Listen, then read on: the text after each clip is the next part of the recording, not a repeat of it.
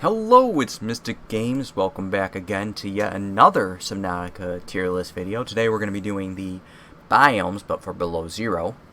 Last time we did the regular Subnautica.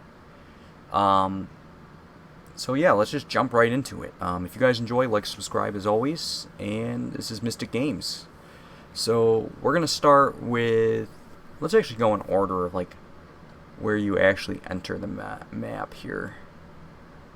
Again, I picked somebody that actually put the names on the thing, Ferrosphere art here, because he actually put the names of the zones on them. I think you start in the sparse, no, you don't. You start in the shallow, twisty bridges, right? I think that's where you start. Shallow, twisty bridges. We're going to put it as B. I don't think the shallow, twisty bridges is that interesting. As a starting zone compared to the safe shallows. I'm trying to think. It's very wide. So my biggest issue with Subnautica Below Zero, which is going to affect this list a lot, is the zones are not unique enough where you know where you're at.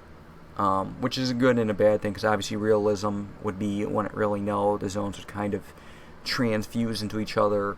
Whereas in the first game, you know when you're leaving and entering a zone, which is good for gameplay in my opinion, but not good for immersion in a sense. But we're going to put shallow twisty bridges where it is. I mean, you have to go there. You're pretty much going to start getting your resources there. It has, you know, your bladderfish in it. It has your peepers for food and, you know, the bladderfish for water. It has the plants that you need to make batteries. So, yeah. Good zone, just not that interesting in my opinion. The twisty bridges we'll do next, although you can make an argument that the next part would be the kelp. I'm going to put the twisty bridges in A. I don't know if they did... Yeah, so I think the twisty bridges is interesting. You kind of go down in them. It's like a ravine. You have resources on the side. You have the sharks there. You have an... You know, you have some stuff going on in twisty bridges. I do like, there's lead there, which is pretty unique to find lead in this game, and I think it's one of the zones. So yeah, I think it's just a cool zone. Then we're going to do the deep twisty, even though technically these would come later. I tend to dive down. I love the deep twisty bridges. It's one of my favorite zones in this game. It has the squid shark there. It has a bunch of cool, really good, you know, early resources that you can kind of go down and get some lithium and diamonds. And the squid shark is probably one of my favorite aggressive fauna in the game for below zero. So I like the twisty bridges in general. They're all above, like average and above, I would say. But I like the deep twisty bridges the most. I think that the ambiance of it and the feel of it is just really good. And having those squid sharks down there just makes it very horrifying. Which I think is a strong thing that Subnautica brings, is the horror of the deep, of the unknown. So, we're going to go with the Arctic kelp forest next. I actually don't think he has the deep Arctic kelp forests. Let me double check that. He does not. So I'm going to put it in A. I actually think this would actually be in B as well. But if you add the fact that the deep kelp forests exist in each of these biomes as well, I think that's makes it A. Being that there's no separate one, we're going to put it here. I do like the fact that you have the upper level, and then you have like a lower cave level that has the sea monkeys in it, and all their nests that you can use to scan and find things. There's a lot of alien stuff down there. I think the Arctic kelp forests are just really cool. All three of them, I believe there are. So I'm going to put that above average. And then I'm trying to think what's next. It's probably the purple vents. Deep purple vents isn't that interesting to me.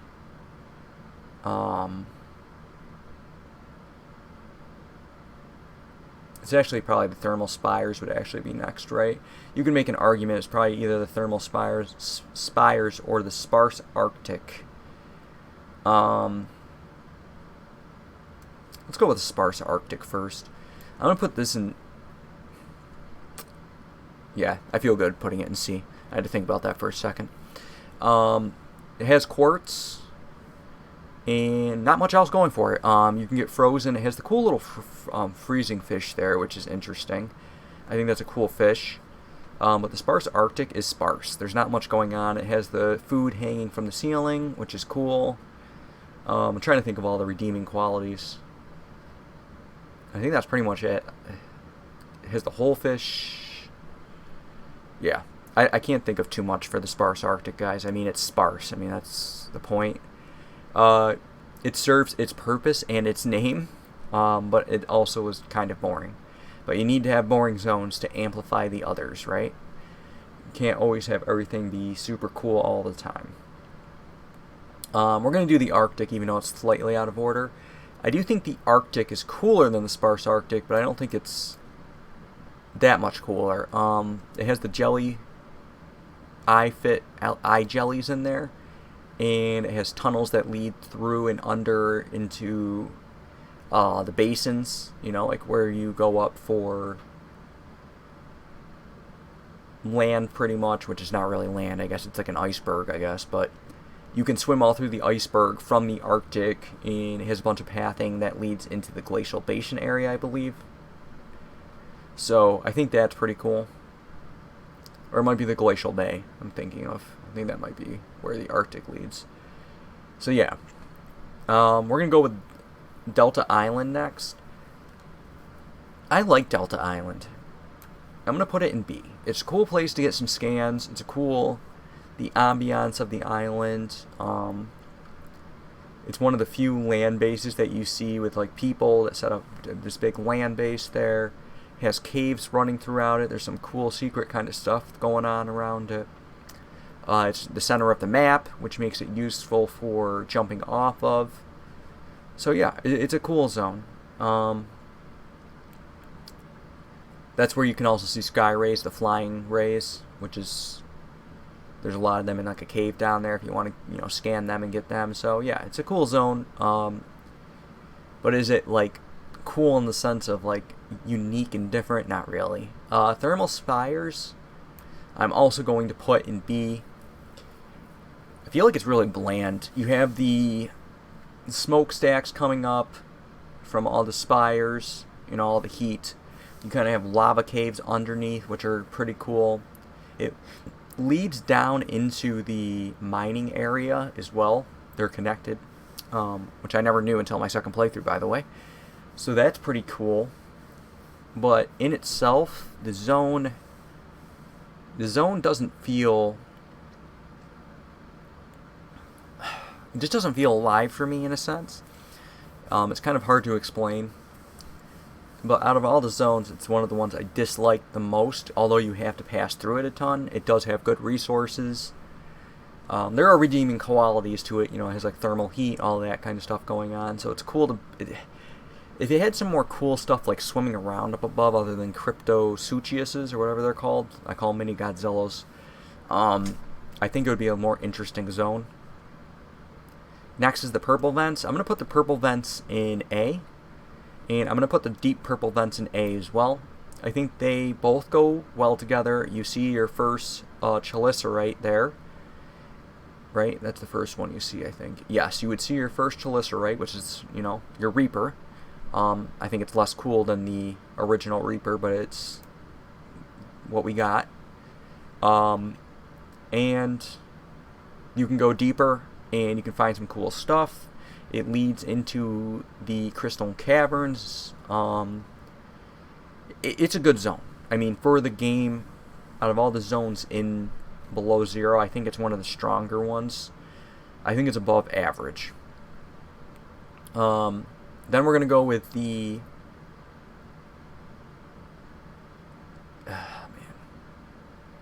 We're going to go with the tree spires. The zone looks so cool, but it doesn't have anything. Like, I feel like this was such a wasted zone. Every time I see this zone, Like, I built my base off of it. It looks so cool, and then you go there and there's not much going on. It has the vent gardens. It has like 2 chelicerite in it, and that's about it. Like, there's not a ton going on. There's like a deep, deep tunnel you can go down that has, I think, an alien artifact in it, and then just a bunch of resources. But overall, there's not much. I just feel like this was a loss. I feel like this would have been a good place to put another Leviathan that's just unique and different. Or even like a smaller, aggressive fauna would have been interesting there. Or like maybe something between a Leviathan. That would have been interesting. Like kind of like a squid shark type size thing. Something right in the middle that blends in with the coral or something. Anyways, I feel like the Tree Spires was a cool zone that they just didn't fill out completely. And I feel like it just needed that one unique thing, and it would have been so much cooler. I suppose that was the vent gardens, but I feel like it needed something else other than the vent gardens. That's just my personal opinion. You guys can obviously disagree. I think it is a cool zone. I think a lot of people are going to probably put that like A. I just feel like it didn't have much going on. Okay, so then we have the lily pad. I really like the lily pad zone. Trying to think how much I like it. I almost want to put it in A because I do like the deep lily pad zone so much. Actually, I'm going to do that. I think Lily Pad Islands is cool. It's above average. I like the green murky water. I like the glow whales. I like the islands floating around that are getting pulled up by the lily pads. I like the fauna kind of swimming around the upper islands. I like the stuff underneath. I like the mercury in there. I think that's a really cool place to explore. I like how it kind of goes over towards the Arctic, and there's a bunch of like ravines and stuff. And my favorite part is the deep lily pad caves. I think this is super cool. If you guys watch my playthrough, I would recommend you watch it. I feel like it's one of my least watched episodes, and it's one of my favorite zones. I probably had like my biggest reaction there. I love the deep lily pads. As you guys can probably tell in my voice, like there's actual like passion behind that zone. Like I actually really enjoy that zone every time I go in it. It has those creatures that grab you. Both these zones actually do. This one has like the orange brownish equivalent to the red one that this one has that grabs you and pulls you down. This one has a squid shark in it. It has those things that make you hallucinate, which are super annoying. And then it has a bunch of good resources down there. And there's a cool alien base down there with like flora, which we all know how much I like my flora and fauna. So, deep lily pad caves, can't hype it up enough. The orange luminescence is just awesome as well. So we're gonna go with the land next. And I'm going to put these all in B. I think there's an argument that you could say that one of them is more unique, and I want to say it's the Glacial Basin, right? I think that's the one with the worms in it.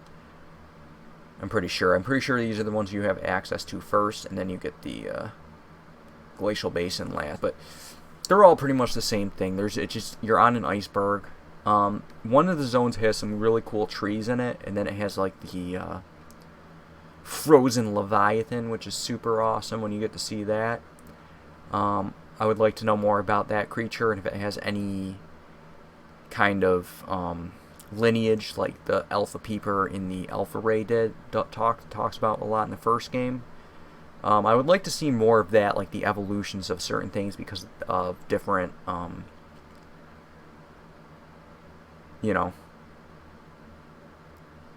troubles that made them evolve, adapt. So, yeah. All of them are pretty much the same, though. There's not much going on. Crystal Caverns. I love the Crystal Caverns. I love the Fabricator Caverns even more.